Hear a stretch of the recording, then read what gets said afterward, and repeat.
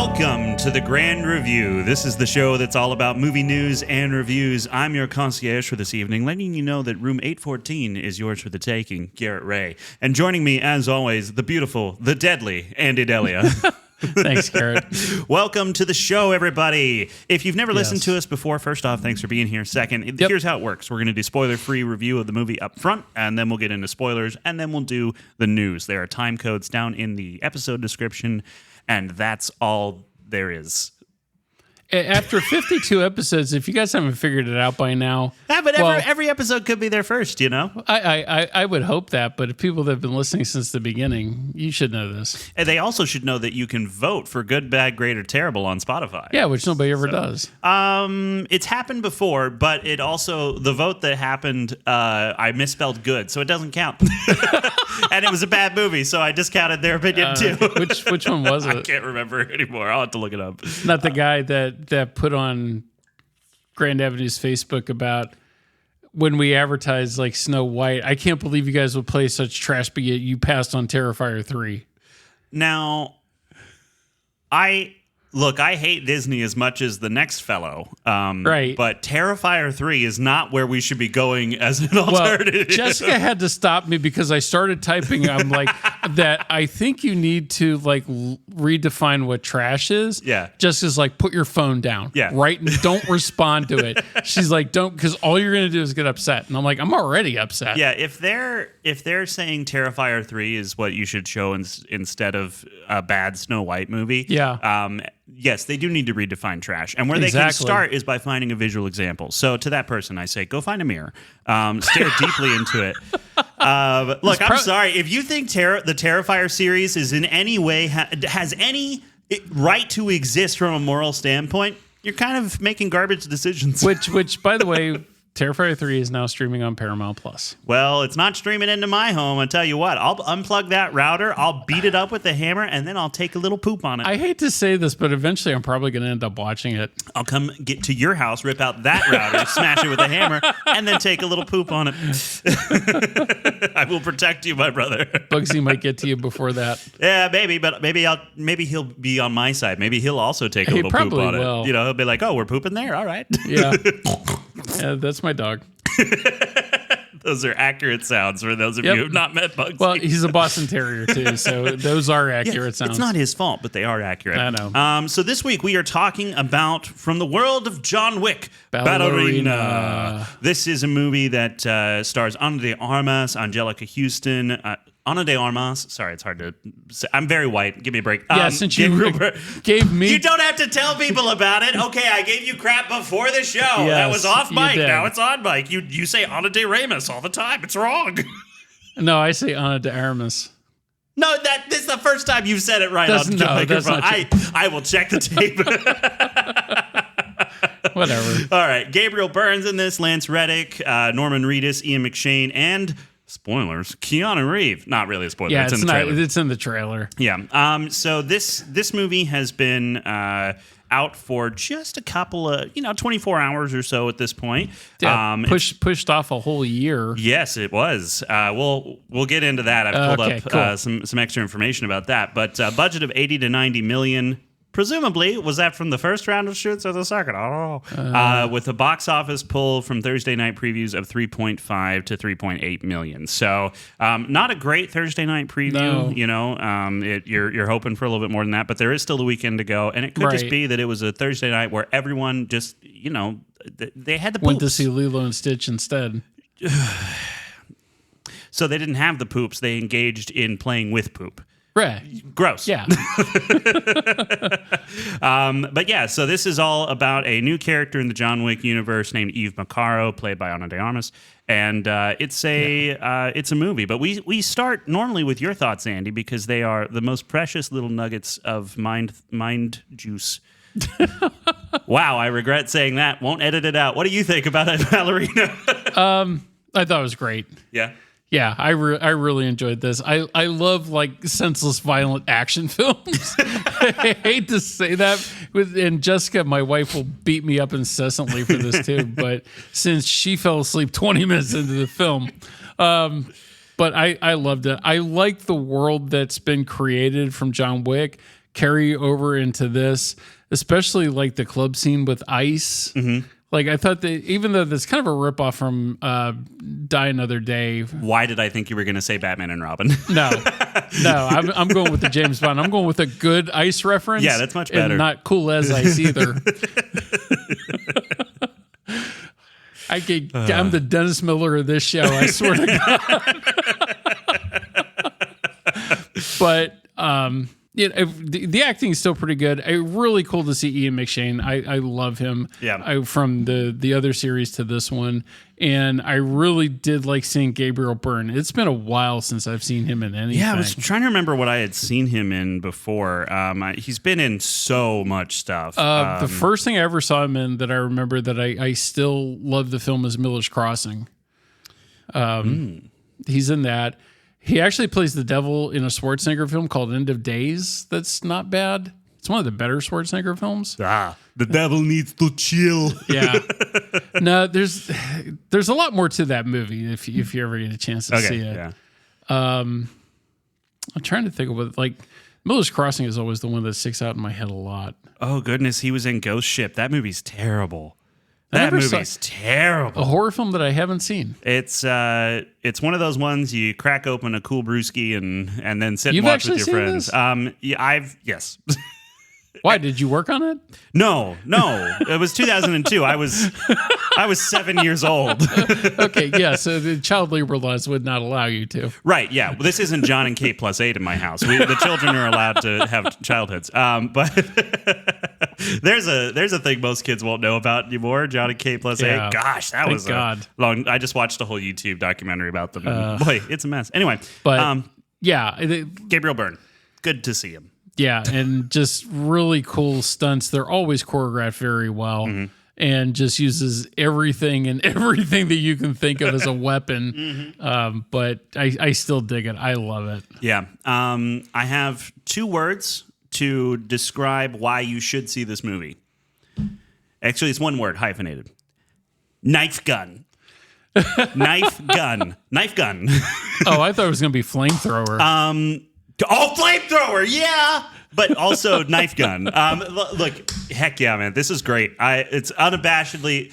I understand that logistically, this small woman taking on an entire village of people, ridiculous. Do I care? No. It was awesome the whole way through. Right. The fights were fantastic. There are some moments that we'll get into in spoilers where I was like, this is a little dodgy. But generally speaking, look, I just rewatched John Wick 1 the day before I saw Ballerina. Okay. So I showed it to my wife so that she could kind of understand the universe of John Wick going into it. Both her and I have only seen John Wick 1 and Ballerina. So this one runs parallel to number 3. Right. But I haven't seen that yet, so no spoilers. But I know I'm really far behind. I did try to get to it this week, but I've just been swamped with work. But wait till you get to part 4. Yeah, it's going to be part 4 is really cool. Sweet. Okay. But yeah, this I love the world of this in this sort of like, it has no substance, the John Wick universe, but it has oodles of style and knows that that's its strength. Yeah. And John Wick is a character. That first movie really does, like, you understand his motivation, and I'm sure that it gets more interesting as it goes on. Maybe I sided with him because the bad guys killed a dog in the first one. And I was like, absolutely. go get them, please. Yeah, I had to sit my wife down and explain to her that the dog was not going to live to prep her for that. Yeah, and she got all sad. And I was like, why don't you get this sad when humans die in movies? They're both actors. Neither of them actually die. And she was like, but the dogs are innocent. I was like, you understand what you're saying is actually psychopathic in nature, correct? Like, you get sad when animals die, but humans you don't care about. She was like, it's not their fault. I was like, it's not the other guy's fault either. They're playing characters. They're not real. She was like, it's still sadder when a dog. And I'm like, I also feel that way, but I don't admit to it. And you got to admit, too, John Wick really, like, revitalized Keanu Reeves' career, because I remember even when the first one came out, like, leading up to the release of that, people weren't taking it very seriously. Yeah. Because of him. Like, he was kind of passe and kind of a joke at that point. And then... And I think the last thing he had done before that was 47 Ronin, which was... really bad. Not just a bad movie, but behind the scenes... the director of that movie basically made off with like $50 million. Really? Oh my gosh, yeah, it's an incredible story. You got to tell me about that off mic because I want to hear this one.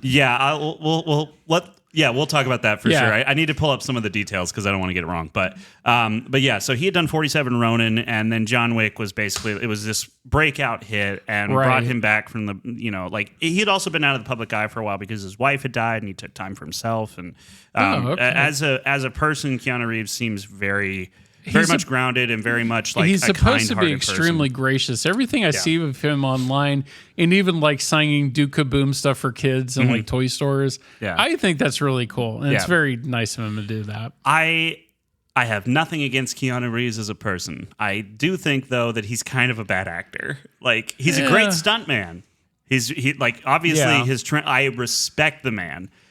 But every line delivery he gives, I'm like, why do I feel pain in my brain trying to listen to the cadence of this?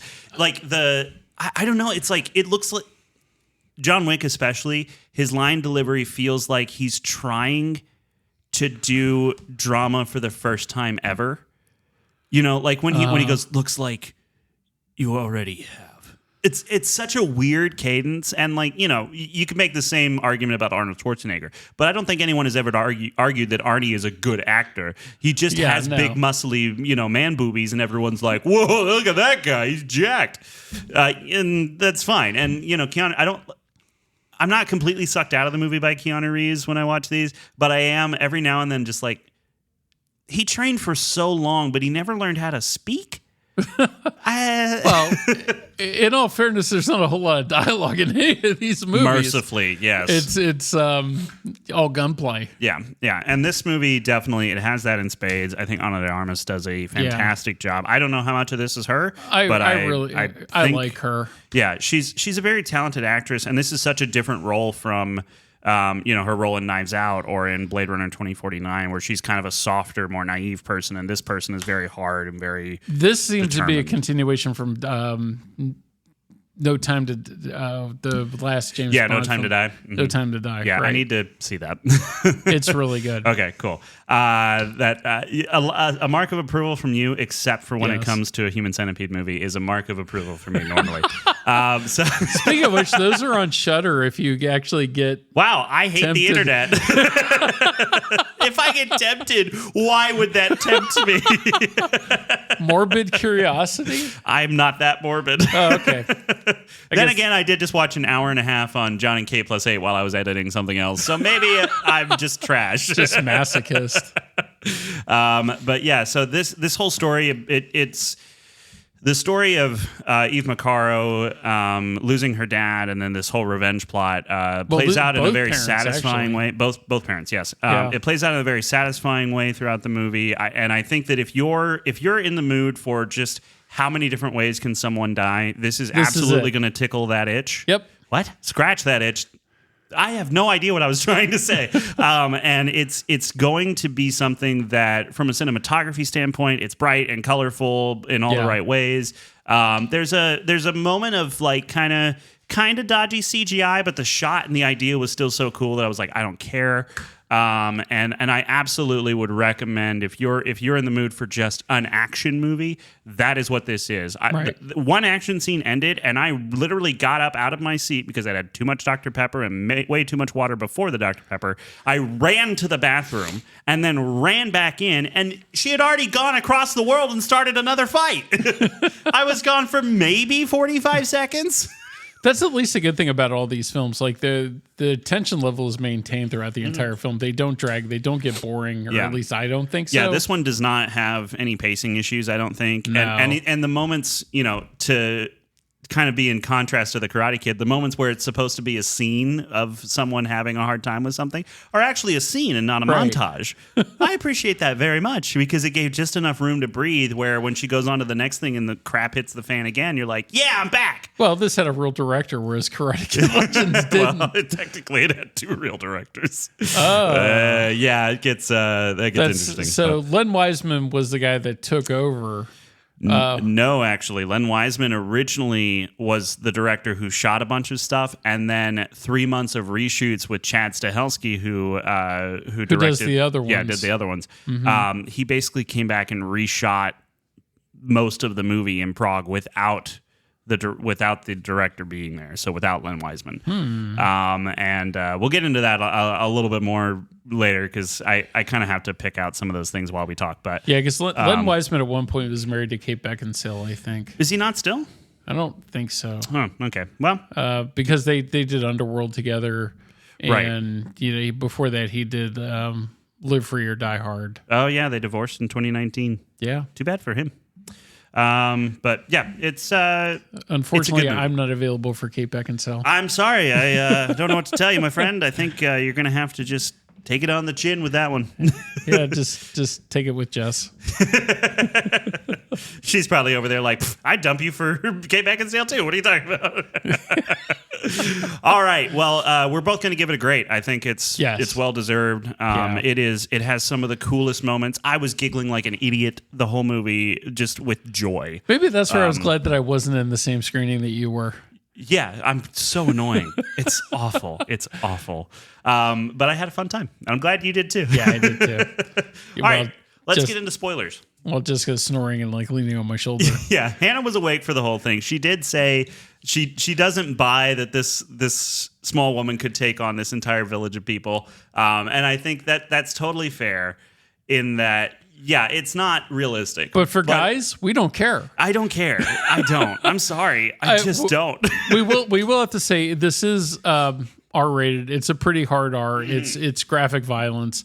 There's no nudity or sex or anything in it, but it's surprisingly clean and also a very very little language.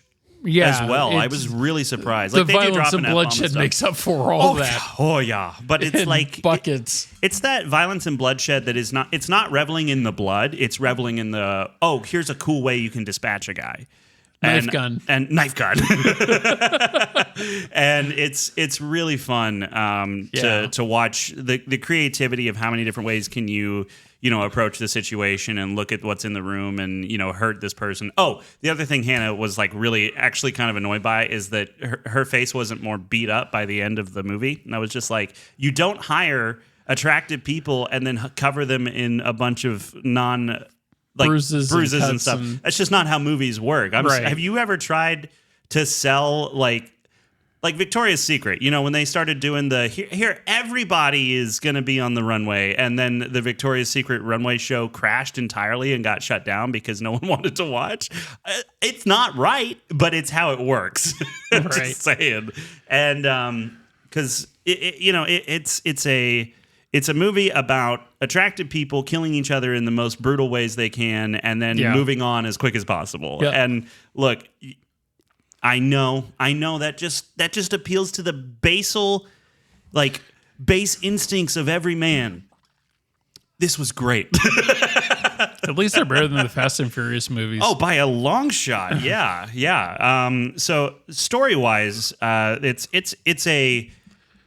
light on story. It's not very heavy on plot complicated at all. But for some reason, it doesn't bother me at all. Nope. And like normally, I'm the one who's like, I want a story so I can connect and stuff. But like the way they establish her dad trying to protect her, and like having the chancellor be this guy who's like, no, there are no choices. We all, and having that kind of be a running theme is she has the choice at every step and still chooses violence, and that kind of gives credence to his point. Like it's subtle, but it's there and it's good. And I will say too, I do like Angelica Houston in this. It's been a while since I've seen her in something either. Yeah, she was. She is a scary woman.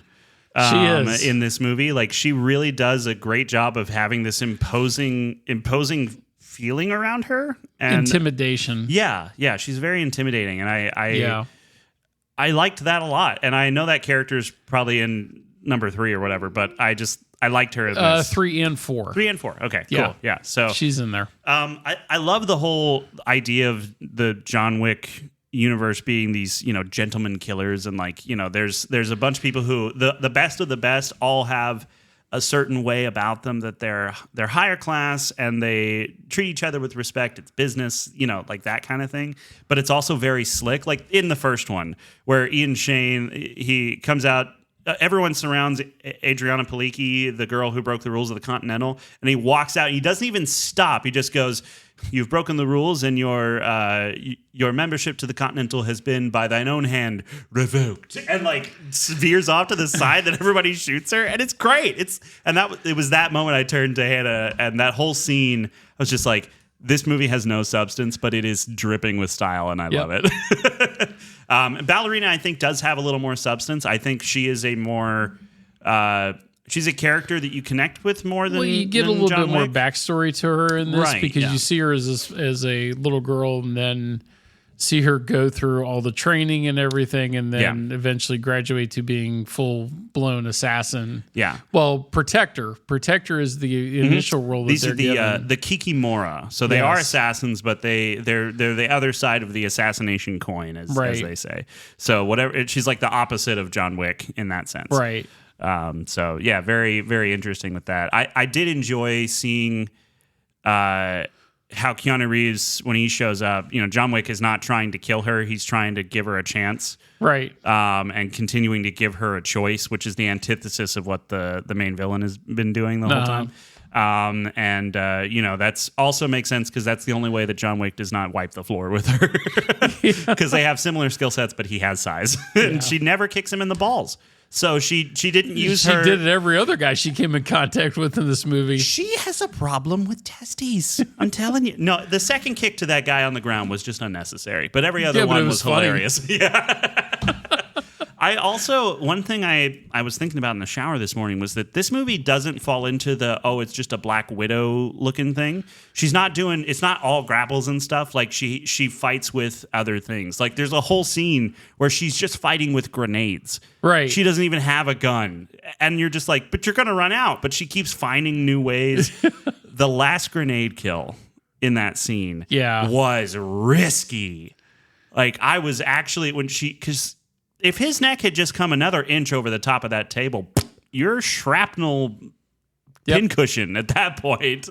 Oh, but it was so good. And the sound effects, every gun sounds so good. And that's where I think they borrow a lot of that, from like John Woo.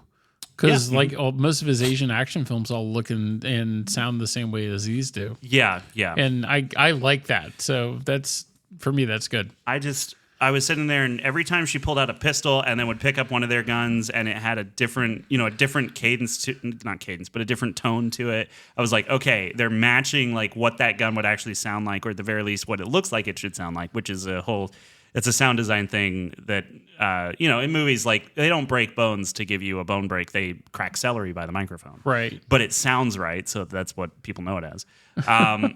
But yeah, just the attention to detail in that regard is so fun. There are a couple of places where you can tell that they've cut a frame or two to like accentuate an impact. For the most part, I'm sure they're doing it a lot more than I noticed. But for the most part, it's fine. But then there is one that happens in the like diner in Hallstatt that. That diner sequence, it's so good. There's just this one moment where it's like a couple of frames get cut out to like really make that hit seem faster, and I'm like, I could feel it. I could feel it was missing something. I love the plates. The plate sequence. Yes. And they're just looking for a gun and smashing plates on each other's heads as they pick them up. She said that was probably one of the hardest scenes to do in that film because it's breakaway plates. Mm-hmm. And she said when you touch them, they pretty much disintegrate. Yeah. So she had to figure out, and they did several takes for that scene on how to pick those up the right way and how to make it look believable and how to have them smash at the right time for that scene to go on the way it did. And then they do it in this one long shot for the most part too. So like that's... I was thinking about that same interview while I was watching that, and I was just like, oh, this is what she meant. Right. Because they do it so many, it keeps going, and it is so funny. Yeah, it is. I love that. So that's where like this film was like high action and everything, but there's this sense of humor that's built in there too that you can really appreciate. Yeah. And I do think it deserves credit for nameless goons being someone who you're invested in seeing them die. Yeah. Just like great casting on that. The flamethrower fight with that guy. Okay. Woo! I got to tell you, Andy. That was something different. Because normally I would say like this really isn't. It's the same as all the John Wick other films, and it is. But that flamethrower scene, oh my gosh, freaking awesome! I thankfully didn't have to, but if I had had a choice between walking out of that scene and pooping my pants, I would have pooped my pants just to keep watching it. It was so good. The fire looks incredible. You better clean my seats after you're done with that. Yeah, of course. I know where the cleaning supplies are. I used to work it. But the fire looks so good, and they are.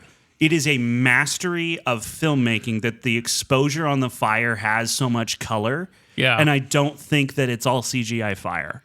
Like, I don't think it was either. It looks like real fire, unless fire sims have gotten a lot better recently, and they may have. But a flamethrower is an actual like fluid fuel being lit on fire as it's thrown forward, and this really looks like that.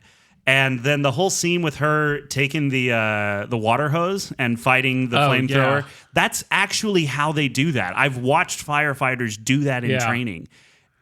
And again, it looks so good. And the fact that she takes him out at the end by like twisting it and getting a jet right in his face, and that knocks him back. And but it also knocks her back. So the physics make sense. Yeah. So satisfying. It really is. I literally, when it did the top-down shot and they both had the flamethrowers and they're spinning in a circle trying to twist the flamethrower in on the other person, I literally sat next to my wife, grabbed her arm, and went, I was giddy. And it was... I believe this, That was absolutely the best moment of my week. It was fantastic. Oh, my goodness. Are we into spoilers yet? Yes, we're in spoilers. Okay. Yeah. So the one thing that I did see coming was the sister angle. I figured that out a little bit before. Yeah. I kind of figured it as soon as they introduced her. Because she didn't kill her immediately. I was like, something's going on there. Yeah, because we don't know who their mom is. Right. Is kind of a mystery, but she's part of the clan. So it makes sense that this because they never show her die either. And I was kind of thinking that somewhere along the line, because they never showed the mother die, that she might pop up again. Yeah. There's a whole the beginning, the setup of it being like he's got his daughter and they're trying to run from this cult, and the chancellor shows up and says your wife had to pay the price, but she was part of our clan. She paid the price for your decisions, and so it sets that up, and they also set up like you look just like your sister, and she's like, I wish I could remember her. So you have this idea of something being out there, and in a movie full of guns, it makes sense that they would respect Chekhov's gun and pull the trigger on it by the end of Act 3. So it's not hiding that necessarily, but it is the first time you see her, you're not immediately guessing, oh, that's her sister. So, it does it in a way that totally I just figured works. there was some connection. Sure. Yeah.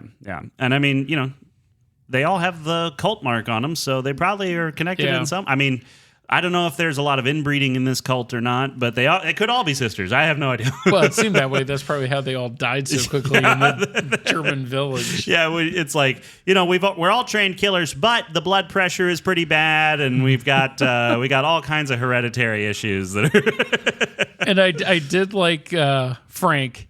And the joke, he's like, "Can I be Frank? I'd like to stay that way." I was like, Garrett got a kick out of that. I know that he did. Yeah, it's the characters are all fun, they're not. It's weird.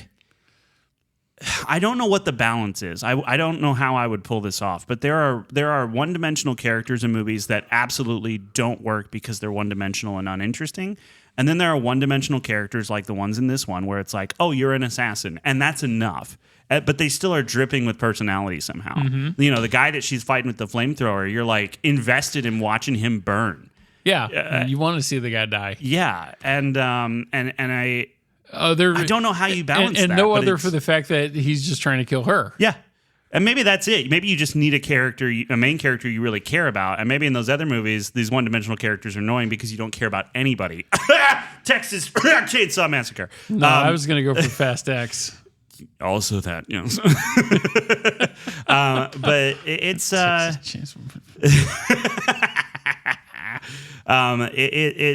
it works on every level. And yeah, that fight in the 11 or what, Ice 11 below or whatever. That all is so much fun. And like the club. The club, yeah. Mm-hmm. Coolest door ever also into the Continental in Prague. Yeah. I want one. And there's little touches like the shot in the club where she says, "I can't get out of the way," and the guy responds and says, "I understand." And that one is I can't remember the guy's name.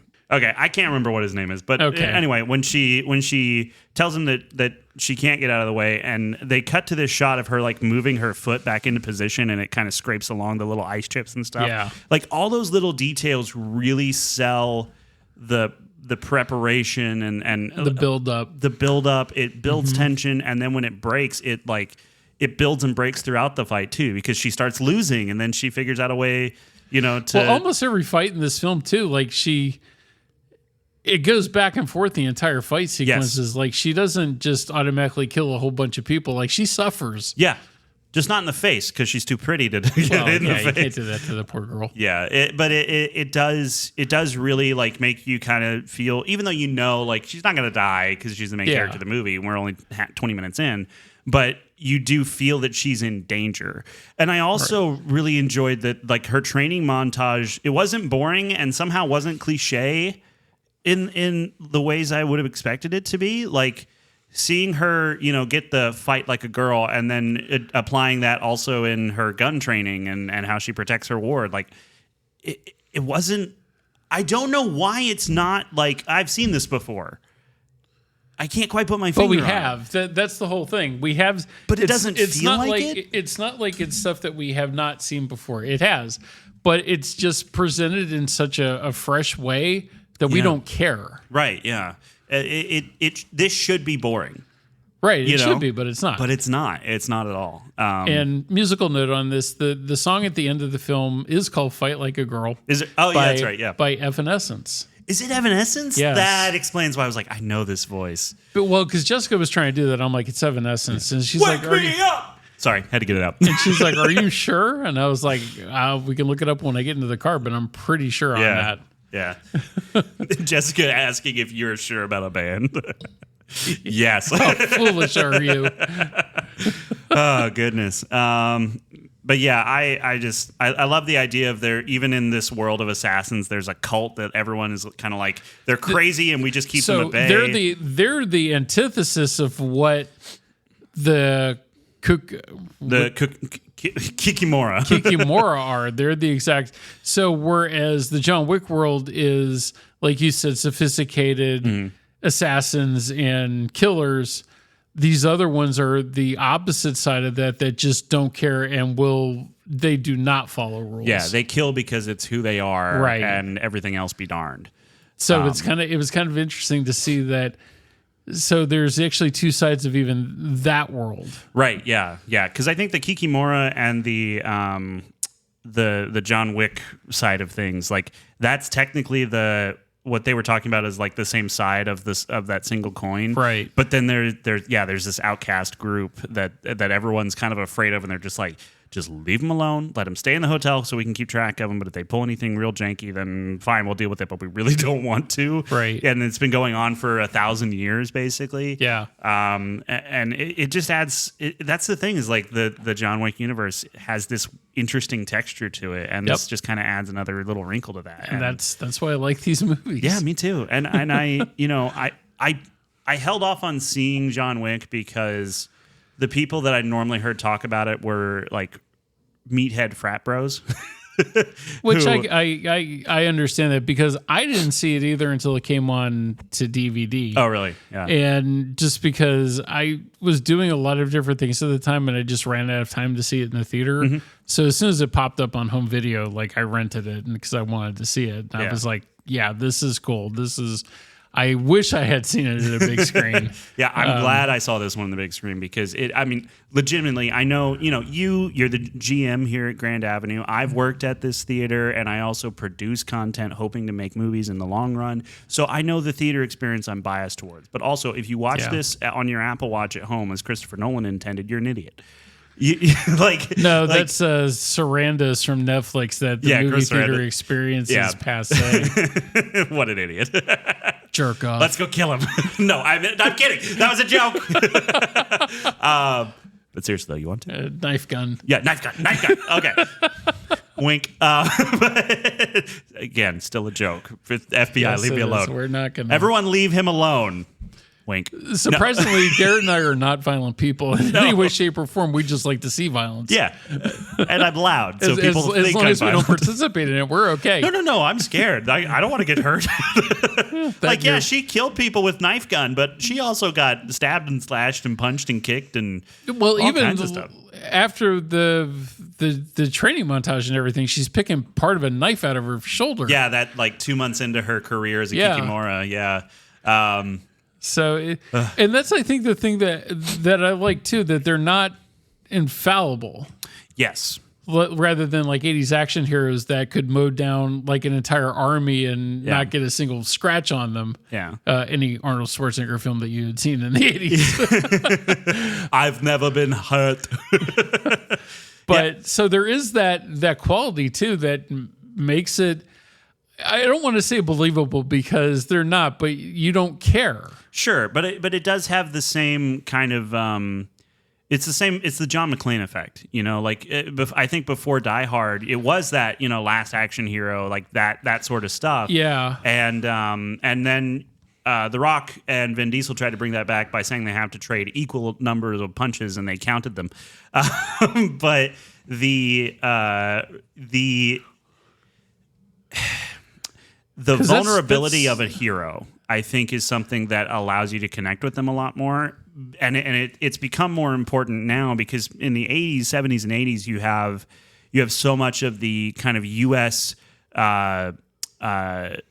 Imperialism is not the right word, but this optimism and this idea that we're the strong bear and no one can come take us. And that's what the action heroes reflected in films. Mm-hmm. And then as things kind of started to fall apart, Vietnam War happened, all of that, you start to get a little bit more of vulnerability, and then it kind of wanes a little bit as the 90s, everything's got to be extreme and cool and slick, and then it kind of started to come back as Americans fell out of love with America a little more, weirdly enough. That's kind of been a theme that we've seen. Now this is not coded about America in any way. The best action series to watch, to see a reflection of any time that they were made, or any of the James Bond films. Yeah, absolutely. They really are. Because they just rip off whatever's popular. They do. Yes and no. Yes, but they're still a reflection of the time that they were made. Yes. Mm-hmm. Yeah, but I guess what I'm saying is whatever's popular in cinemas at that time, you'll see that reflected in the James Bond movies too. Because Star Wars happens, and then you get James Bond in space. Moonraker, yeah. So but then that's when the character Jaws came about. I do love Jaws. I used to read the James Bond visual dictionary that had all the information and had a line to Odd Job's hat, and it's hat is lined with this specific compound. It's really gold. Sharp. Yeah. so it's that's still one of my favorite James Bond. I love Goldfinger. I think I just realized I'm a nerd. I know you said it last week, but I thought, that was all in good jest, but I think it's true. Yes. Oh, God. There's no denying that, Garrett. Come on. I'm learning about myself. Winston is great in this. Ian McShane. He just has that gravitas, and I love him. He's got the facial features and the voice and just how he carries himself. Yeah, he's like a craggy old rock, that's covered in silk. I still want to see this limited series on Peacock, The Continental, but I've heard mixed things about that. So you've heard mixed things about this as well, though. Some people really have not liked this movie. Well, one. That's enough for me to say some. I'm just skewing the results like the election in 20. Anyway, It's just a joke, people. But yeah, so the Winston's great in this. Good to see Lance Reddick. May he rest in peace. Yeah. I forgot how long Norman ago this was Reedus. originally filmed. Norman Reedus is still very country, in this. But I think he does a good job. Yeah. They think they left the door open for him to not be dead. Well, he's not dead. Because he's not dead when they're at the train station and they get captured. You show him hooked up to like the intravenous thing and everything in a right hospital at the bed. end. That's right. Yeah. Well, how did I forget about that? I'm sorry. Duh. I was thinking about flamethrowers, Andy. Excuse me. Yeah. So he's still around, which means they probably could do more with this character. I don't think they will, just because a story they could just perpetuate around him. I don't think it would be that interesting. No, but they could bring him back as everyone's after Eve now, and she helped him save his daughter. So it's potentially that he could be like, you made the choice, and it kind of brings that choice thing in again that the cult says you don't have, and it kind of brings that theme along. And I did like the last shot of the film is like at the ballet and all the assassins' phones are going off and it says her name and like the $5 bounty million, the highest bounty we've seen. And I was like, here we go with another series. And I was like, yes. Yeah, I'm fine with that. Do more. Do more. Oh, goodness. Gross's better pick up, though. Yeah. There's not going to be another one. I am really surprised this has not gotten a better Thursday preview. Well, because it doesn't have any competition. The only other films that are coming out this week are the Phoenician Scheme, which is a completely different audience. Yes. Wes Anderson has his cult, including myself. Uh-huh. Like, I love Wes Anderson films. Once again, Jessica's going to have to endure another film she's going to hate because of me. That poor woman. I know. And then Life of Chuck comes out this week, which is super limited. Oh yeah, that's the one with Tom Hiddleston. But it's a Stephen King adaptation. Yeah, right? but it's not a horror one. This is a more lighthearted interesting for Stephen King. So- Oh, that was the other trailer I put. Long Walk. Right, The Long Walk. Yes. Karate Kid's in that, as you pointed out. And I was like, hey, he's there. And then I saw silhouettes that looked like it's towards the end. I was like, the Karate Kid doesn't make it. That one looks incredibly depressing. And I don't I kind understand of want to see it. why that would ever happen. Well, it's only showing in 2 theaters in Austin. Really? Yeah, so I don't even know who the distributor on it. I think it's Neon. Huh. But it's definitely not getting a big draw anywhere. Interesting. So it has no competition other than your favorite of the year,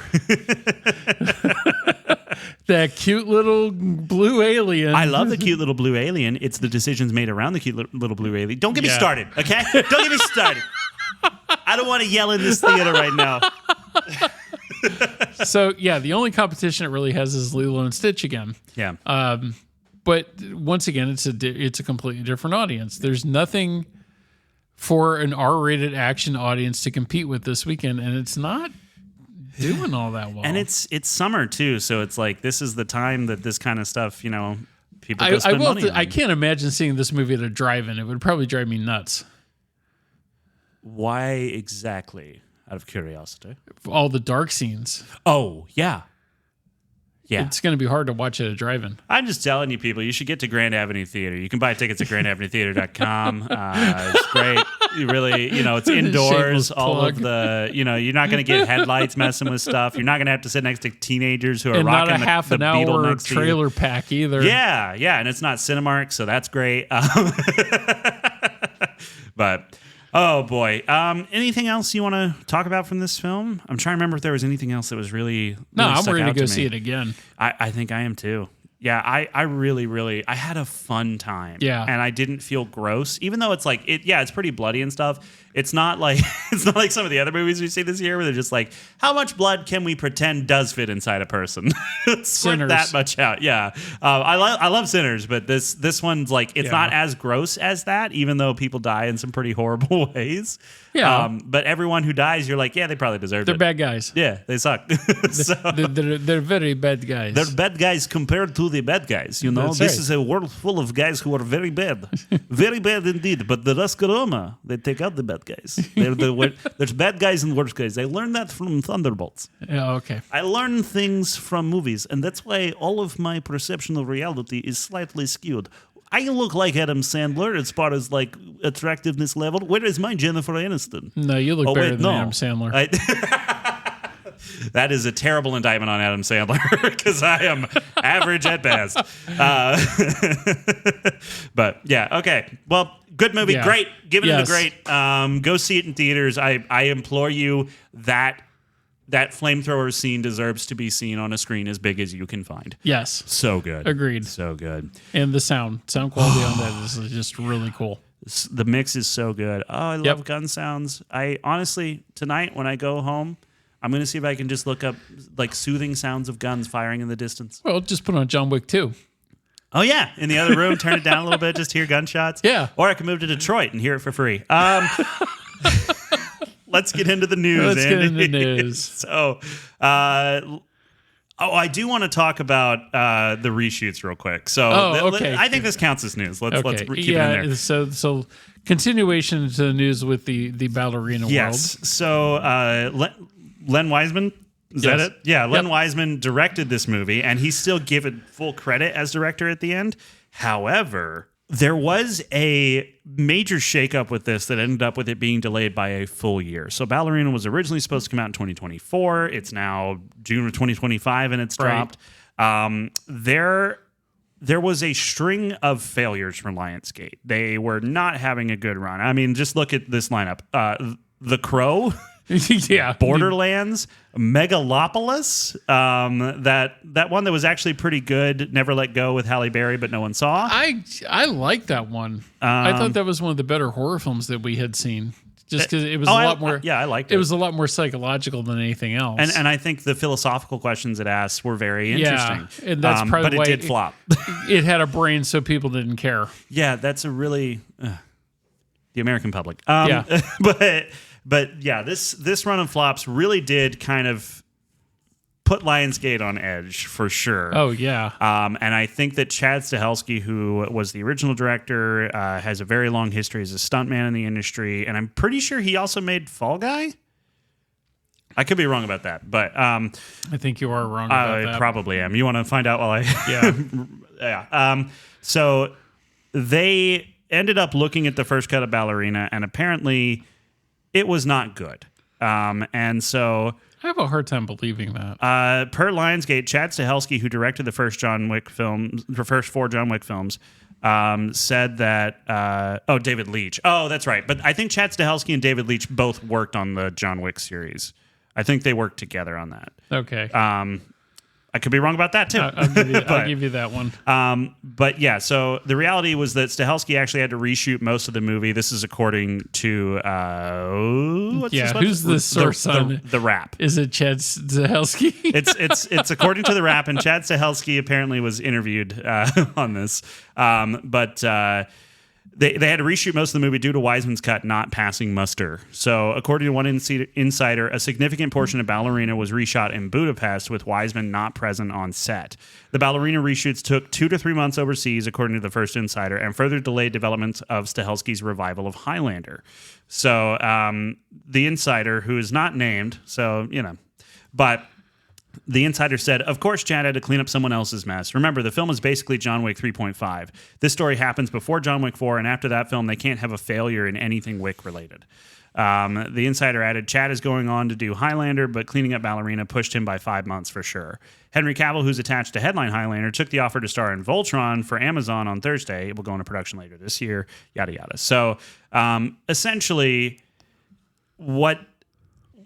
whatever Len Wiseman made was not up to snuff for their level of quality for the John Wick movies. I'd be very curious to see that cut of the film. I would too, but I love this one, so I think I'd be disappointed no matter what that other one looks like. I'd still want to see it. I want to know what exactly was the action bad? Was it overexposed? What was the problem?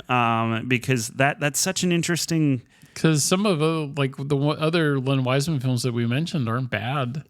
Because Len Wiseman. Okay, so we have the Underworld movies, which I've not seen. What do you? I like those. You like those? Okay. Yeah, I do. Is it very much of its time? The Underworld series? No, it's another almost like John Wick. There's a whole other world because it deals with the war between vampires and werewolves.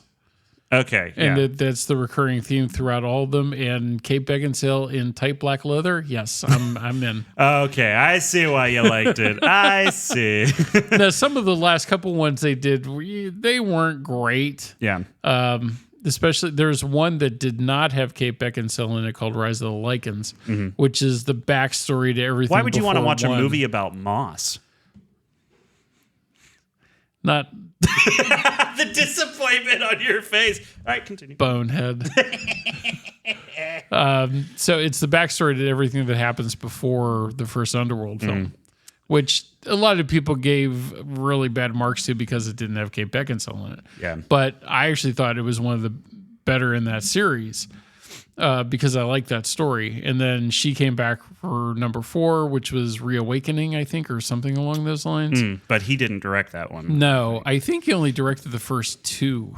Yeah, it has Underworld and Underworld Evolution are Right, directed by him. that's 1 and 2. He also did Live Free or Die Hard. Is that the one where Right. John McClane jumps on a jet? No. Or is that the one after that? The Live Free or Die Hard was the one with Mary Elizabeth Winstead as his daughter. Okay, so it's And not the one it's- with his son, because that one's ridiculous. That's a good day to die hard. It's a good day to take Right. your franchise. He also did Total Recall, which has been Oh, pretty much that lambasted. sucked. Yeah, so that was horrible. I imagine if you can, if we never know for sure, you can probably say whatever was bad about Ballerina was probably similar to what was bad about Total Recall. Okay. You know, so that would be the closest I would get to I be able still to would say. like Here's to the see answer. it to make my own judgment on that. Yeah. So release the Wiseman cut. Is that where we're going? Or at least put it on the Blu-ray and I'll take a look at it. Yeah, but then they'd have to do all the mixing and mastering for stuff that they didn't want to use, and the studio's not going to put money into that. No, they're not. So we'll never Oh, well. see it. But in any case, we're happy with what came out. So yeah, absolutely. I don't care who made it. Just give me more. Flamethrower 2 from the world of Ballerina. All right, let's get into other news then. Okay. So first off, Ryan Coogler confirms that Denzel Washington has a role in Marvel's Black Panther 3. Denzel accidentally leaked this months ago, but now they've confirmed it, so that's fun. Dakota Johnson. Boy, howdy. I tell you what. I was wondering if you were going to get to this one. I read this morning. She slings the blame over Madam Web, says it wasn't her fault it flopped. She's right. Oh, yeah, no, the movie's bad. It's not her fault. Is she great in it? No, but she clearly doesn't care because the movie was already bad before she got cast. She's not great in any film she's ever done. I don't know. Dakota Johnson's like fine. She's eye candy. That's about it. You know, and I just... And it's all because of who her parents are. Yeah, I keep forgetting she's a Nepo baby. Yeah. Who are her parents again? Don Johnson and Melanie Griffith. That's right. Huh.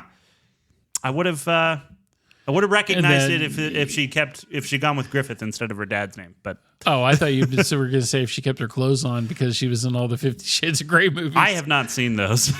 You're not missing anything. I don't think I am. No. Oh, I need to loop back for a second, back to Ballerina, because I did just find an article that they apparently interviewed Len Wiseman about this. This is coming from the Hollywood Reporter. That's notable. Okay. Yeah, he said, Chad and I were both frustrated about it. It's a really frustrating thing to hear such claims, the claims that his stuff was crap. And it happens more today than it did back in the day. There was additional shooting because the studio loved the movie, Wiseman clarifies. We had to take out some scenes from the script originally because we just didn't have the resources or the schedule. So it was an exciting opportunity to go back and add more to the film. But when the press hears about that and the reports become whatever they are, it always has a negative connotation. So the explanation we got at CinemaCon 2 years ago when they first showed us stuff for Ballerina was they're delaying it a whole year to switch places with The Crow and to flesh out the story more. Okay, well that does line up with what he's saying, because if he's saying they loved what we made, but it and that was the head of Lionsgate's distribution that said that. Okay, well, according to then both of our first party sources that we have through a third party, well, you were there, so you're second party, so that's better. Yeah. Apparently they liked what they did do and said, oh, we should have given you more money to do the rest of it to make the story better. Well, so here's the rest of the money. What do you... I mean, Maybe they could have spent the budget on this the first time instead of The Crow. Or Borderlands. Yeah, so it was one particular sequence that was scripted but never filmed during principal photography was the opening in which Eve has to bear witness to her father's death at the hands of the Chancellor. And I think that's so necessary for the story. So good that they add that. He says... it was in the script, Len Wiseman, but we didn't have the time and the schedule and everything needed to do that. So that was one of the scenes that we went back to do, and I was absolutely thrilled that the studio was so supportive of us going back to get what we wanted. Anything I said jokingly to make fun of Len Wiseman before, I take back if this is true. Okay. Otherwise, if he's lying, I'll double down. I'll do it. Just ask the director of Lilo and Stitch. I'll do it. Did he interview Clint Eastwood as well? Is that... Goodness. So, Dakota Johnson. It could have been worse. Uwe Boll could have picked it up. Shut your mouth. So Dakota Johnson recently spoke to the Los Angeles Times. This is all according to Joe Blow News. Everything else from this point on. She said she wanted to make one thing very clear. It wasn't my fault. There's this thing that happens now where a lot of creative decisions are made by committee or made by people who don't have a creative bone in their body. And it's really hard to make art that way or to make something entertaining that way. And I think, unfortunately, with Madam Web, it started out as something and turned into something else. And I was just sort of along for the ride at that point. But that happens. Bigger budget movies fail all the time. She went on to say about it, I don't have a Band-Aid over it. There's no part of me that's like, oh, I'll never do that again to anything. Although this is in direct conflict with something she told Bustle 1 month after Madam Web came out. Madam Web looked bad from the get-go. It did. And like the idea of multiple spider people and how they're connected by the web of fate in the comics and stuff, like it's not the least interesting idea in the comics, but it's not like one of the big ones. The problem is they tried to make a character that's supposed to be watching over all of fate into a hot superhero, and that's just stupid. Yeah, because the comic book character is old and blind. Yeah. So I mean, she's blind by the end of this one, but I didn't see a single gray hair on Dakota Johnson's head, so 0 out of 10 will not watch again. Yeah, but Drew loved it. I'm sorry. It's your son. You deal with it. Tulsa King, you're a big fan. Yeah, there's going to be an offshoot. Yes. A spinoff. With Samuel L. Jackson, of all people. So it's going to be the MF and Tulsa King. Yeah. Tulsa King I like, so I'm curious to see what they're going to do with Samuel L. Yeah, because it's going to be called Nola King, apparently. So it's set in New Orleans. Yeah. Which makes sense. Yep. To kind of just expand this crime family thing out into other places. Which once again, we talked about off mic at the beginning of this. Show me criminals, psychopaths, and sociopaths, and I'm already there. What do you want to do? Watch a movie about or a show about like well-adjusted normal people? Yeah, nah. No. Tom Cruise set a Guinness World Record for the most burning parachute jumps. So he for the Final Reckoning, that jump where his parachute catches on fire, he jumped 16 times while strapped to a fuel-soaked parachute.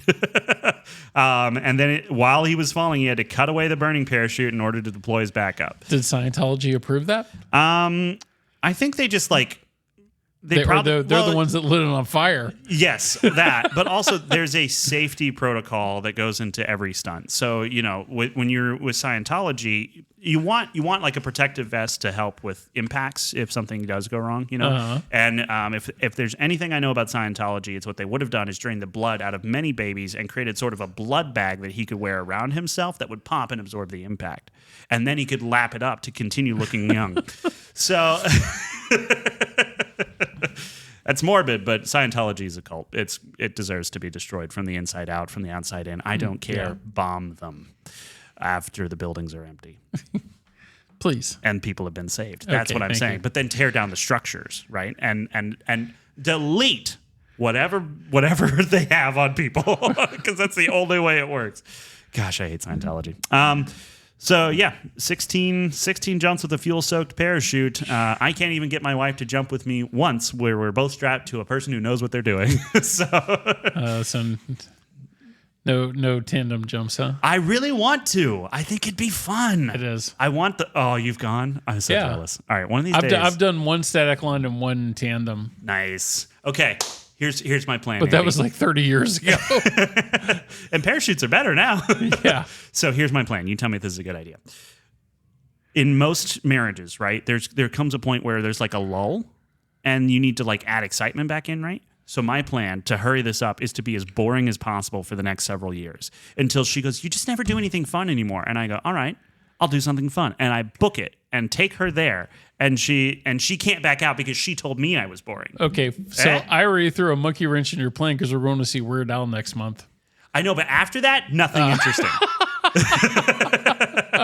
Okay. Don't trick your wife into jumping out of a plane. That's, again, No. this is a comedy show. Both of us have bad knees. Just can't too old to do it anymore. Ready or Not 2 has wrapped production and is apparently getting an April 2026 release. April 10th, 2026. So Theatrical or Netflix? Because initially I had read it was Netflix. good question. Theaters on April 10th. Nice. So, The first one's really good. I need to see the first one. I've heard a lot of people talk well about Samara it. Weaving, fantastic in that. And the story's really good. And it's a very dark comedy. I do love a dark comedy. As much as it is a horror film, too. And the ending to it is really like funny as all get out. I think that may be our tonight movie while I piddle You away should. on other stuff. It's a decent film. That'd be fun. 28 years later gets a hard R from the MPAA. That's no shock. Is it just the MPA? MPAA. It's a double A. Yeah, then Joe Blow messed up. They only have one A on their headline. What a dumb website. It's where we get all our news. The bar is very low. It's rated R for strong bloody violence, grisly images, graphic nudity, language, and brief sexuality. So brief sexuality, which means everyone will be asexual for most of the movie, but for a short time they will experience attraction to everyone else. That's how I'm interpreting. Zombie attraction? Is it going to be like Warm Bodies? Gosh, I hope not. Especially if there's graphic nudity, which implies that somebody is making zombie babies.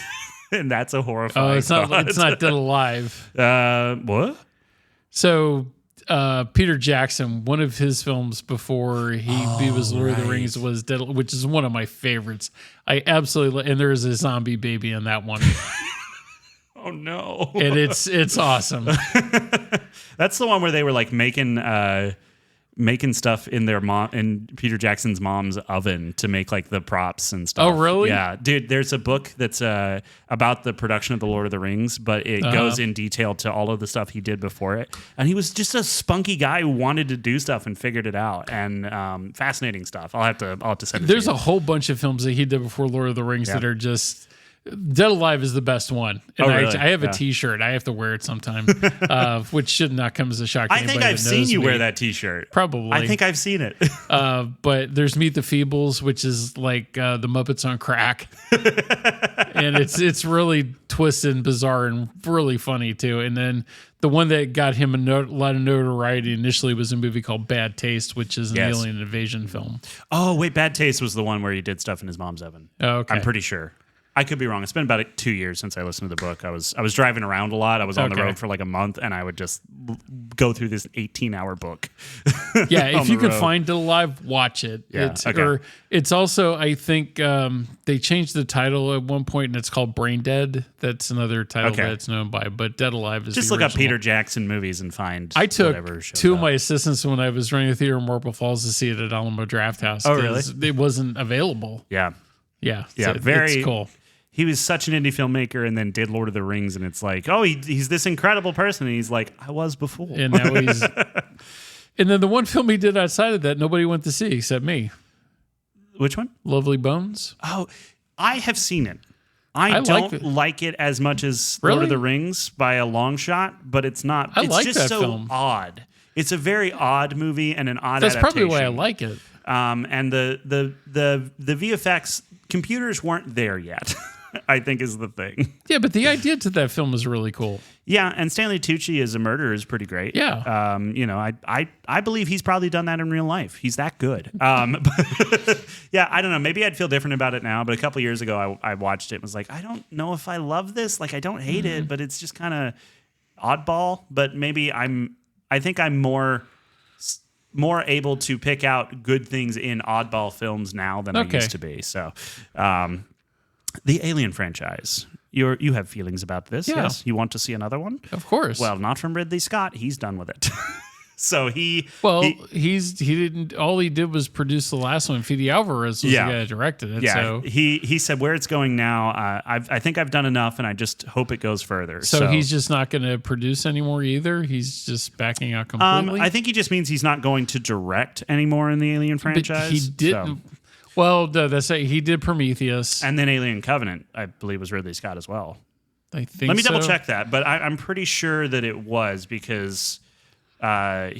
Prometheus was the one that was shrouded in secrecy for quite a while, and then he would not admit that he was doing it. Yeah, until everybody called him out on him. He's like, "Yeah, okay, you got me." Yeah, Covenant was directed and produced by Ridley Scott. Okay, and everyone hated that movie, but I really liked it. I liked it. I liked the lead character in that a lot. I thought she was great. But you got to admit, the one that came out last summer was just really fantastic. Cool. I love that movie. So once again, if Fede Alvarez, which he is planning on doing another one, I don't even need to know what he's doing. Don't even just show me the trailer. I just date. want to be surprised. Yep. Right. Release a picture that just says Fede Alvarez did it again and the date, and I'll be like, I'm there. We're there. Sold. But yeah, so Scott said that the Alien Earth series is coming out. He said it's which I'm curious about. He said, I think I felt it was deadened after 4, speaking about the series in general. I think mine was pretty darn good, and I think Jim's was good, and I have to say the rest were not very good. And I thought, that's the end of a franchise which should be as important as bloody Star Trek or Star Wars, which I think is phenomenal. At least I think the first one by George is seminal. It was as seminal as 2001. To me, it was that important in terms of film language where you go next, talking about Star Wars. And then he returned to his universe in Prometheus. And he said, a number of years later, I said, I'm going to resurrect this. And I wrote Prometheus from scratch, a blank piece of paper. Damon Lindelof and I sat and then hammered out Prometheus, which is why the story is kind of nonsensical because Damon Lindelof knows how to write a mystery, but not a resolution. It was very present and very welcome. The audience really wanted more. I said, it needs to fly. No one was coming for it. And I went once again and made Alien Covenant, and it worked too. Where it's going now, I think I've done enough, and I just hope it goes further. So I agree with him. I think, like Ridley Scott knows how to make a movie, no doubt about it. I wouldn't be upset to see another one from him, but also Fede Alvarez, I think, understands the franchise and what Ridley Scott was trying to do with it. Yeah, and I agree. And seeing him work, I mean, really, just that was an incredible experience as a movie. Nick Jonas is closing the deal to star as Paul Stanley in the Kiss biopic Shout It Out Loud. Who cares? Next. Donnie Yen. Chad Stahelski says the Donnie Yen's John Wick spinoff will be an ode to kung fu movies. And I thought that was a joke. I wasn't sure that was real or not. Okay, so Ballerina joins the Continental in attempting to expand the John Wick universe. This is according to Joe Blow. And Lionsgate had also announced that Donnie Yen would be reprising his role from Chapter 4 as Kane in a solo outing. While Reeves was brought in to merge Ballerina into Wick's world, franchise director Chad Stahelski says that Kane will stand on its own without Wick. He told the Hollywood Reporter the Donnie Yen spinoff doesn't have the John Wick character. It's got Donnie Yen, and it's an ode to kung fu movies. If John Wick 1 was about Charles Bronson and Lee Marvin, this is about Chow Yun-fat, John Woo, and Wong Kar-wai. So I think that this one is going to be a little easier to get across to audiences because it's in a subgenre of what we love. So he also said that John Wick 5 is still a possibility. He said, again to the Hollywood Reporter, the studio would very much will it into existence, I'm sure, at some point. Look, they've been great, and they've asked us to really try, and we really have a good couple ideas, and we're going to try. Yeah, because it's the only moneymaker the Lionsgate has. Yeah, they're going to go under without this. Stahelski had also claimed that Part 5 would not retcon the end of Part 4, and Wick would still be dead. Now that some time has passed, he's been asked if he's been able to crack the plot with that as a factor. The director answered, I'm not going to lie to you, it's been a bit of a conundrum. Me and Mike Finch... Well, yeah, he's dead. Wait a second. Zombie John Wick. Now, hold on. No, please. Zombie no. John Wick is a baby. No. You said that was a great idea. Not for John Wick. You're telling me you don't want to see a CGI John Wick baby with the weird cadence of Keanu Reeves. It looks like Chicken Jockey? No. Yes. No. He said, me and Mike Finch, the writer on 4, who's also writing 5, we've got a pretty good story that I think is cool. Once we have a 50-page book, and if we're feeling it, we'll sit with Keanu and shape this thing. Look, everybody seems to want it. It's a matter of whether we crack it. We're actively working on it. It's just, is it going to be satisfying? See, but I say right now, like, I don't want it because like I know how 4 ends, Yeah. and I really wish it would just stay that way. Now the standalone Donnie Yen film, yeah, I'm cool with that. Yeah. Because that character was really fascinating for enough to begin with to see like an origin story from him. I would be all for that. And if it's going to end up being like a kung fu and swords and that, oh yes, I definitely want to see that. That reminds me, the one action scene in Ballerina where I was like, is when she had the sword and a bunch of guys with guns come in and come up to her one by one, not shooting.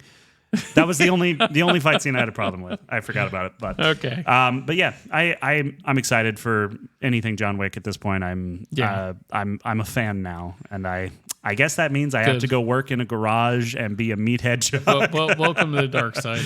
Attack of the Killer Tomatoes: Organic Intelligence is set for a Halloween theatrical release. Really? Yeah, so this is a reboot. Deadline has announced a new entry in the franchise titled Attack of Killer Tomatoes: Organic Intelligence is set to receive a limited theatrical release this Halloween, courtesy of Anchor Bay Entertainment. Oh, that's going to be like 3 theaters in the whole... Yeah. Or it's going to be New York and LA, and that's it. Probably, yeah. It's already wrapped production, though, so it's being referred to... They take like 3 days to film it? And about as many tomatoes.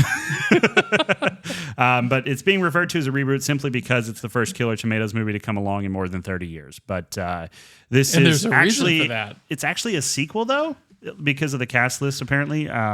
So released in 1978 was the first one, and then 1988 was the... Wow, there was 10 years between those first two. Yeah. And then Killer Tomatoes Strike Back, 1991.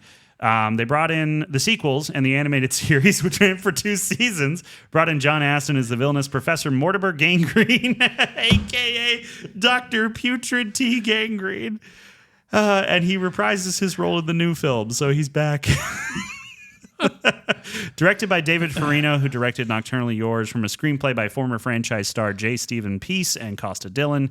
They created an original film, blah, blah, blah, blah, blah. It's said to pit the eternal power of nature against AI's best and brightest. So I look forward to that being awful. Yeah. Oh, goodness. All right. Well, that's all the news I have. You got anything? Yeah, I got a couple of things. So... Lionsgate sold the Saw franchise to Blumhouse. Are you serious? Yeah. How did I not see that? So the question is, when will the next Saw come out? Because in 3 days, because that's all it takes to film. Yeah, when Blumhouse takes over, because Lionsgate had announced that they were done with it. Yeah. But the good part of that deal, and Lionsgate actually was smart for once to do this. They sold the rights to Blumhouse, but they get 50% of anything the next films, and I say films because there's probably going to be more than one. They still get 50%. How did that deal happen? Who at Blumhouse was dumb enough to do that? That's terrible. It's Blumhouse. That's a terrible deal. Right. That is like, I'm terrible at negotiating, Andy. I'll give people discounts just because they cough, and I'm like, oh, they're not happy. I'll take here's $100 off. I still wouldn't make that deal. Yeah, but you figured like how much did Saw X make, which it did really well. And even if like Blumhouse has to give up half of that, it's more than most of their films make in a year. Yeah, and I mean also their budget strategy is generally screw you, make the movie with a shoe and a box to capture the image. So probably their biggest budget film of the year is going to be Megan 2.0. I'm very excited for that. I'm so shocked. Oh, it's so dumb. But it knows it's dumb. So we have the merch here at the theater. I hid it upstairs. I'll have to give you one of the Megan Head popcorn buckets. I would love a Megan Head. That'd be great. I'll make sure you get one. Goodness. Yeah, no, I can't believe that Blumhouse. That's a terrible deal, and I think it's very funny. Yeah. So trailer drops this week too. Wicked for Good trailer just got released. Did not watch it in theaters yet. I'm sure it'll be good. It's about what we're going to expect. Yeah. I mean, they shot them all at the same time, right? Yeah. So it's so this one introduces the Wizard of Oz characters. And it shows in the trailer briefly, not a whole lot. Yeah. The one trailer that I got excited for this week, and it looks creepy as hell, and I'm so looking forward to it, is Black Phone 2. Ah, yes. The original Black Phone is one of the best horror films of the last couple of years that I've seen, with an original idea. Ethan Hawke in that was amazing as the grabber, and he's the bad guy in that. And the kid that's in that is going to be in the live action How to Train Your Dragon. Oh, it's the main character from How to Train Your Dragon? So if anybody hadn't seen Black Phone, the whole story to it is the grabber, which is a child abductor, gets this kid, locks him in his basement with it's an underground basement with only a phone that's disconnected on the wall. The phone keeps ringing. It is the soul of the dead kids that he's already killed, giving the kid that's alive instructions on how to get out. Huh. And I will just leave it at, like, you got to see it. Interesting. Yeah. It's really good. Now, I do have to point out that this is a tough one for me because, technically speaking, biblically speaking, you're not supposed to commune with the dead. It's witchcraft, and it's completely a no-no from a Jesus standpoint. But that does sound interesting. Yeah. Am I willing to upset my Lord and Savior for 2 hours of entertainment? And it's the same guy that made it's the same guy that made Sinister and Sinister 2, and I think it was the same guy that made the first Doctor Strange film. I know his name. Scott Derrickson. Yeah. Thank you. Yeah. I was struggling. So Thank you he's so in much charge- because I was struggling really hard. He's in charge of the Black Phone movies. Okay. Yeah. I don't know. That one's And I was hoping to have, like, I saw the trailer online earlier this week, and I was like, ooh, I'll get that in my satellite transmission so I can put it on Ballerina. no, Not there. I had to put Good Fortune on there instead. Yeah. I don't. I still want to see it. I just don't need to. You know, like, it's not one of those where I'm so offended. Oh goodness, how could you? Because of course you can. You're all heathens. But the I'm kidding. But it's just one of those ones where I'm like, I don't think I'd get very much out of it. You know, like, even if it was funny, I think I would still kind of be like, eh. It looks like a good raunchy comedy from my perspective, so I'm always up for that. Yeah, I think there's raunchy comedy, and then there's raunchy comedy where the main idea of the movie, and this is not a curse word when used this way, bastardizes the entirety of the divine. And a lot of people, I think, find that funny, especially if they don't have faith, because it's like, yeah, look at how ridiculous this all is. But there's a difference between the fallibility of the divine in movies and in reality. So I almost had a thought for a second of taking to see Dogma this weekend with the re-release. I wondered if you were going to bring that up. Yeah.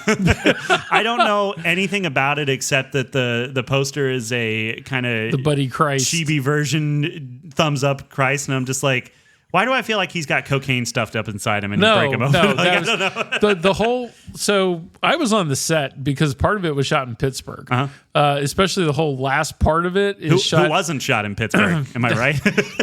No, Pittsburgh's not Detroit. I know. There's a great old church in downtown Pittsburgh, and it's still there, that has the red door that the last whole sequence was shot. And I was there for most of it.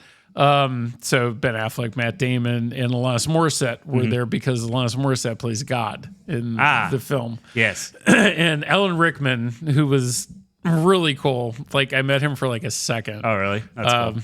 And got to shake his hand. So the whole thing is two rogue angels they have to get their wings taken off and go through the doors of this church to take over God. And there's a whole, there's other things to go along with that. And then Chris Rock is the 13th apostle, Rufus. Rufus? Yeah. Because, Jay and Silent Bob were in this one, and they ask Rufus, well, how was Jesus? He's like, that brother owes me $10. He died, came back. I thought, oh, great, I might get that $10. And then he ascended without me. So when Kevin Smith made this film originally, and he was going to premiere it at the film festival in New York, he got death threats. Like, the Weinstein Company that was behind it at the time made them wear bulletproof vests because there was some scary stuff going on around the premiere of that. Because Kevin Smith's daughter is Harley Quinn Smith. Oh, yeah. So he wanted to take her on stage and everything. They're like, no. They're like, no. Yeah. They're like, you're going up there all by yourself. Yeah. But this is the big anniversary of this film. And it's going to streaming like quickly after. It's only a couple of shows like during the weekend, because Smith finally had gotten the rights back from Weinstein to 25 years he didn't have it. Yeah. Yeah. and got it back to do whatever he wants with it. I want to go to a screening where he does a Q&A afterwards. That I think would be the most interesting. But I really wanted to take, because I know it'll probably offend you. Well, and I would never send death threats or anything like that. And the people who do that are just as bad, if not worse. Right? They need to hear the verse, "Vengeance is mine," says the Lord. It's not yours. And God. I'm not saying that you should not stand up for and speak the truth when people are saying something that is completely insane. But also, I don't think God necessarily needs us to defend him by threatening people who make fun of him, because for one, they'll be dealt with. That's not. It's not my job to pass judgment or to enact judgment. It is my job to know what's right and wrong and to speak the truth to people in love. But yeah, this one. So, and this is where I'm kind of like in the middle ground between the crazy people and the people who enjoy dogma. I enjoy dogma. I don't want to do what I did after watching Texas Chainsaw Massacre, where I wish harm on people who were involved in it. That was wrong of me, and I don't want to be that person ever again. It was a visceral reaction that I had that was completely wrong, and in my anger, I sinned. But I also don't want to engage in something that is essentially, as the Australians say, taking the piss at my Savior, who is the only hope for me. It's not. I don't. It really it's taking the piss at the Catholic Church more than anything else. Oh, then that's fine. Because George Carlin is the Pope. Yeah. Who comes up with this whole plan to invigorate the Catholic Church, and that's how the Bloody Christ came about. So yeah, I don't know. I just like it is tough for me as someone who has been in the darkest depths of despair and pulled out of that by God, through finally having a come to Jesus moment, being there and then engaging in stuff where people very clearly have no respect for God. It's frustrating in that sense a little bit. And it's like, it's not, you can make fun of me for believing all day. That's fine. But to have no reverence for a God that loves you is frustrating for me on behalf of the other person. It's like, I don't want you to feel that that there's no God that loves you. Okay. I don't want that for you. And so it's frustrating in that sense. And that being said, I mean, churches are silly, like Baptist churches, the joke is that it's hellfire and brimstone.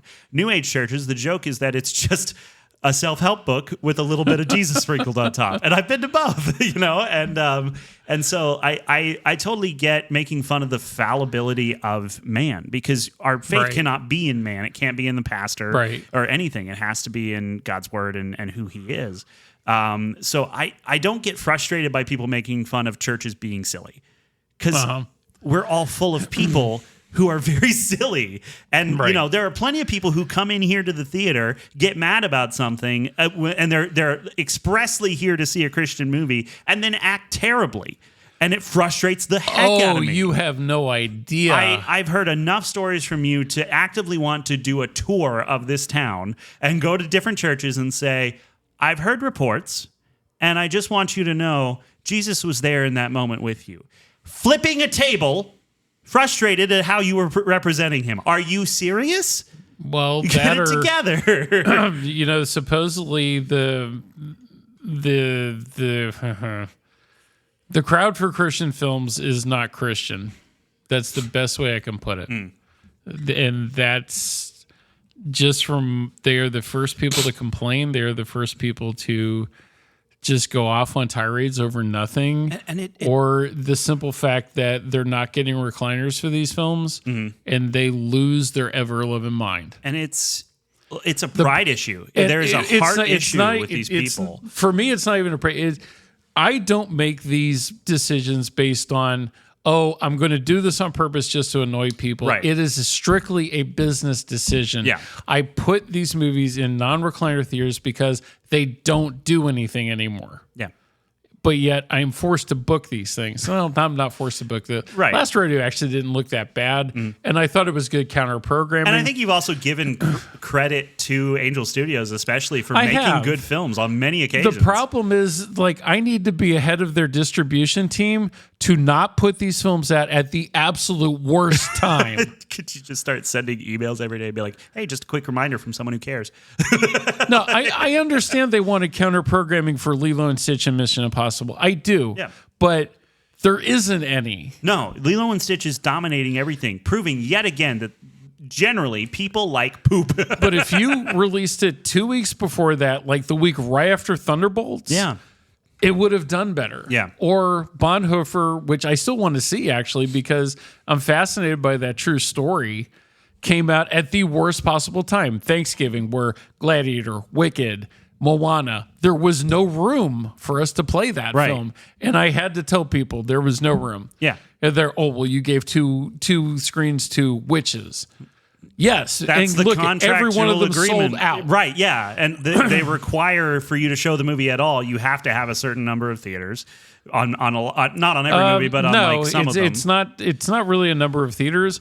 It's, you know, that film is going to be big, and you have to give it enough shiz that you possibly can Okay. to make money. Right, to be able to stay open. And Right. I may have misunderstood because I thought you had said there was some movie at some point where it was like they wanted 2 screens running clean for the first 2 weeks or whatever. There might have been, but it wasn't Wicked. Okay, yeah. Wicked we had forever too. Like we had that all the way up to the digital Yeah. release. Yeah. And then some. And then the studio still wouldn't let us get rid of it because people were still coming in It for was it. raking in the money. Yeah. Right. And so the second one's going to be the same situation. Yeah. And I definitely I understand the impetus to be like, why do the witches get so much more screen time? And say what you want.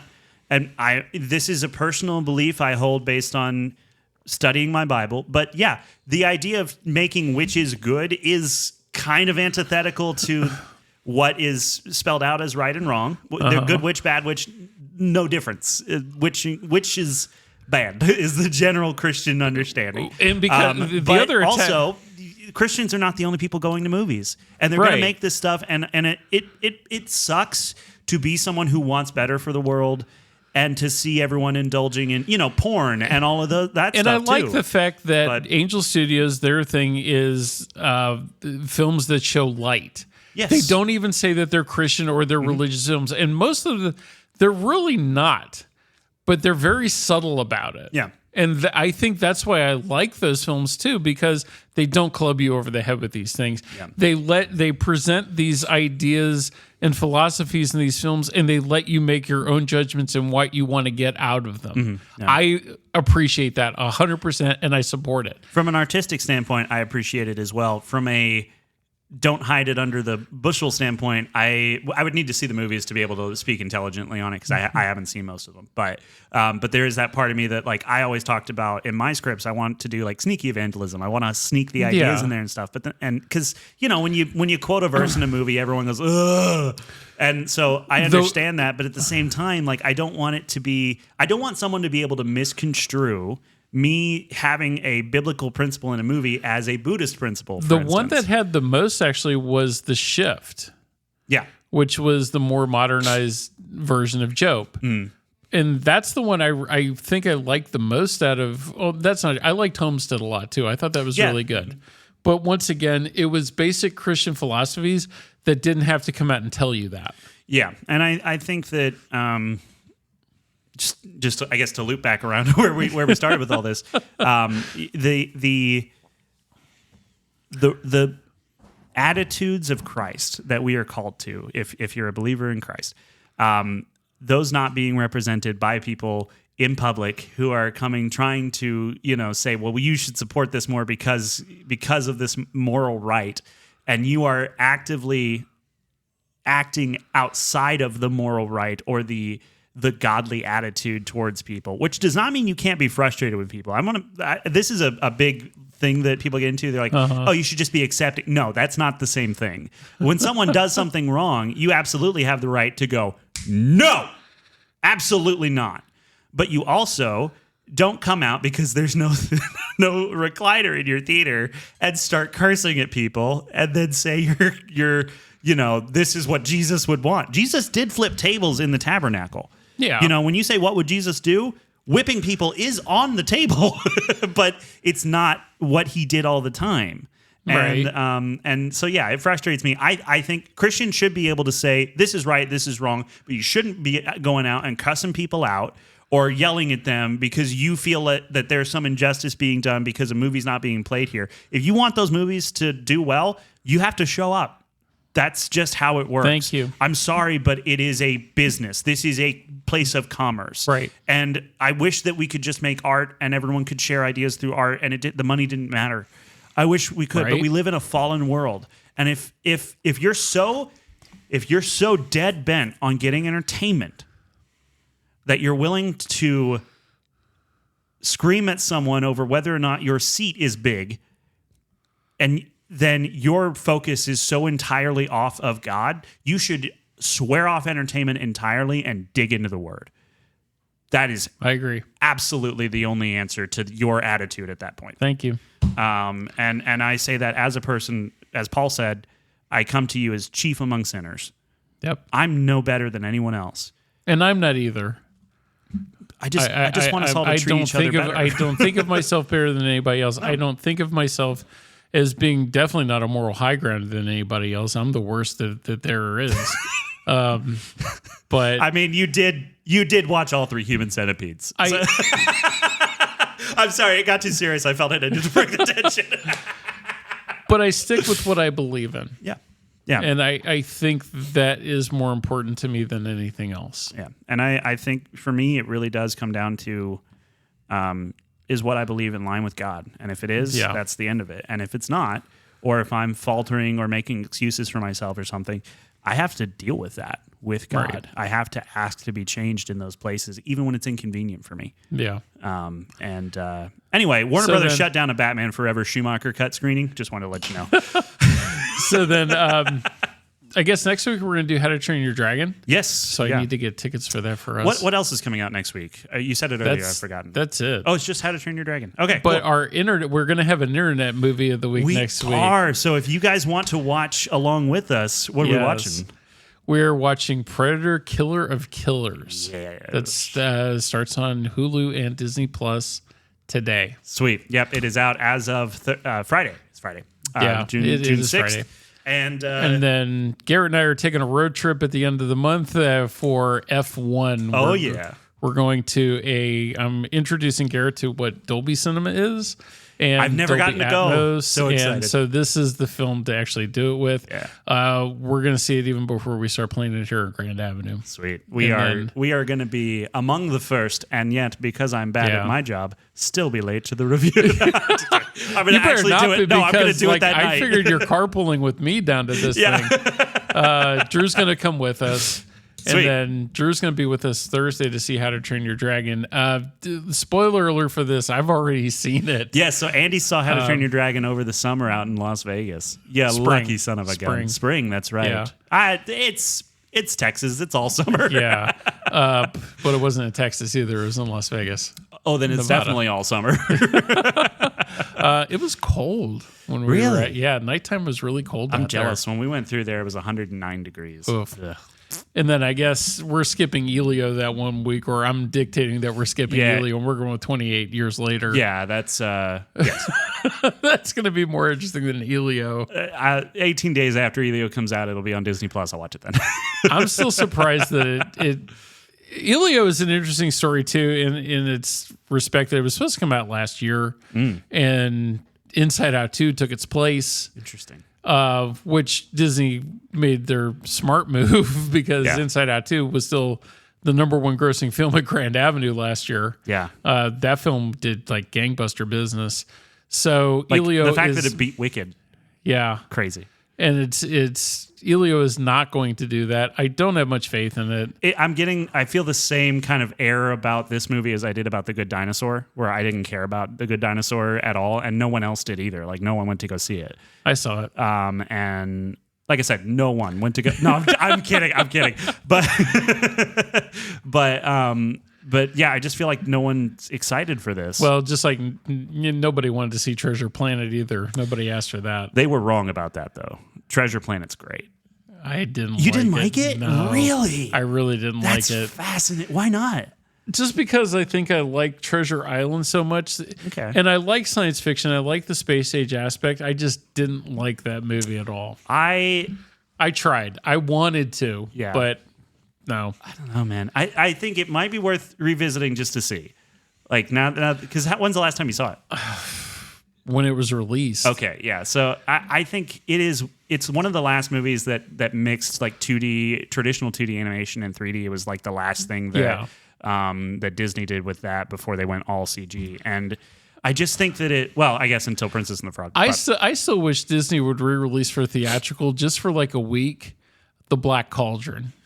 I still think that's one of their best films. I think they're trying as hard as they can to continue to ignore that movie ever happened. Why? I don't know. It just didn't. People didn't like it. It was too dark, so they didn't. No. Of course you did. You love dark, creepy, dank. It's a good movie, though. I've heard it's good. It just for whatever reason the themes of it did not play at the time that it was released. And then I don't know what I'm more excited for when Tron Ares comes out, the movie or the soundtrack. I'm excited to see if 30 Seconds to Mars lead singer, what's his name? Jared Leto. I'm excited to see if he dies by the end. I hope. Because I can't stand Jared Leto, man. He was the only thing about Blade Runner 2049 that I really didn't like. I know. They could have cast like somebody. Me. Sam Rockwell. Yeah. After his amazing award-winning performance in G-Force, I think that he really would have been great at that. There's my one for the episode. Or I thought you were going to go with Choke. Choke's an interesting film. I think I have seen that. Oh, goodness. I can't remember it very well. Where he's a sex addict. Yeah. It's an interesting movie. Is that not about David Carradine? No. As much as you want it to be. I'm not obsessed with David Carradine's obsession, but it is I'm sorry, it's a funny way to go. It's your fault.